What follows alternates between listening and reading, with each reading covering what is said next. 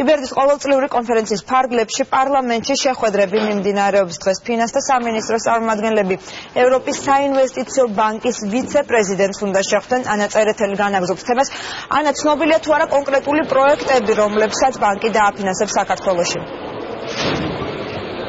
ევროპის საინვესტიციო ბანკის ვიცე-პრეზიდენტთან ფინანსთა მინისტრის შეხვედრა დასრულდა სულ რამდენიმე წუთის წინ და წინასწარი ინფორმაციით ცნობილი არის, რომ მთავარი პროექტები, რომლის ფინანსირებაში ევროპის საინვესტიციო ბანკი მიიღებს მონაწილეობას, არის დასავლეთის მაგისტრალის მშენებლობა და ასევე ქუთაისის წყალმომარაგების სისტემა. მე შეგახსენებთ, რომ ევროპის საინვესტიციო ბანკმა რეგიონის ცენტრალური ოფისი თბილისში გახსნა რამდენიმე კვირის წინ და აღნიშნული ბანკი მთლიანად ამ წლის განმავლობაში გეგმავს საქართველოში 9 მილიარდზე მეტი ლარის ინვესტირებას. იბერდის ყოველწლიური შეხვედრის ფარგლებში ძალიან ბევრი ორთვირი შეხვედრაა, მათ შორის ევროპის საინვესტიციო ბანკთან. შეგახსენებთ, რომ სულ 2 კვირის წინ ამ ბანკმა თბილისში გახსნა რეგიონული ოფისი.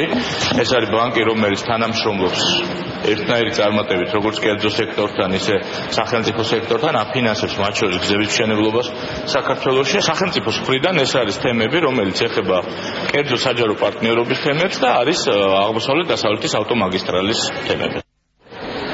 პარლამენტის თბილისის შენობაში, რომელიც არის იბერდის ღონისძიებების მთავარი ადგილი, ამ წუთებში შეკრებილები არიან საბანკო სექტორის წარმომადგენლები, რომლებიც ესწრებიან ვაჭრობის ფინანსირების შესახებ კონფერენციას. ამ კონფერენციის ფარგლებში დღესვე გამოვლინდება ყველაზე აქტიური პარტნიორი ბანკი იბერდის და ასევე წლის წარმატებული ტრანზაქცია და უკვე ცნობილი არის, რომ დაჯილდოებულებს შორის იქნებიან ქართული ბანკებიც. ეს არის კარგი საშუალება არამარტო ქართული ბანკებისაც, არამედ ქართული კომპანიებისაც, რომ დაამყარონ კავშირები. შეიძლება დღეს და ხვალ 3 წლის განმავლობაში არ მოხდეს, რა თქმა უნდა, ხელშეკრულებაზე ხელის მოწერა, მაგრამ ეს არის კარგი ფორუმი იმისათვის, რომ მოხდეს კონტაქტების დამყარება, ურთიერთობების გაცნობითი შეხვედრების შედგეს და ხელი შეწყოს იმას, რომ მომავალში განვითარდეს და გადაიზარდოს ეს ყველაფერი უფრო ღრმა ურთიერთობები. ვაჭრობის ხელშეკრულების პროგრამის ფარგლებში უზრუნველყოფთ გარანტიებს და სესხებს 100-ზე მეტი ბანკისთვის. მათ შორის საქართველოშიც.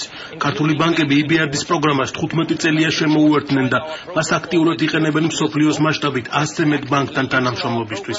ჩვენ მოვიწვიეთ მათი წარმომადგენლები, რომ ერთმანეთს შეხვდნენ საქმიანი ურთიერთობების დასამყარებლად. როგორც უკვე თქვენ ცნობილი არის, რამდენიმე საათში გამოვლინდება იბერდის პარტნიორი ყველაზე აქტიური ბანკი და ასევე წლის წარმატებული ტრანზაქცია, რომელთა შორის იქნებიან ქართული ბანკები. ამ წუთებში კი გრძელდება შეხვედრები იბერდის ეგიდით. სულ ცოტა ხანში დაგეგმილი არის შეხვედრები, რომელშიც მონაწილეობას მიიღებს საქართველოს ვიცე-პრემიერი გიორგი კვირიკაშვილი.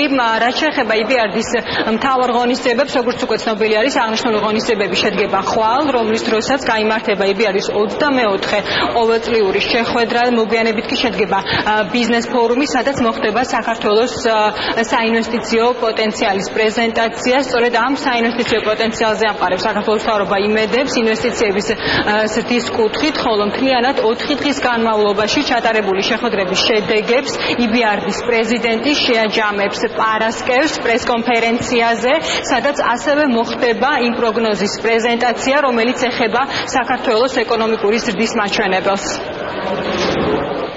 მადლობთ ანა, თემაზე ანა წერეთელი მუშაობს.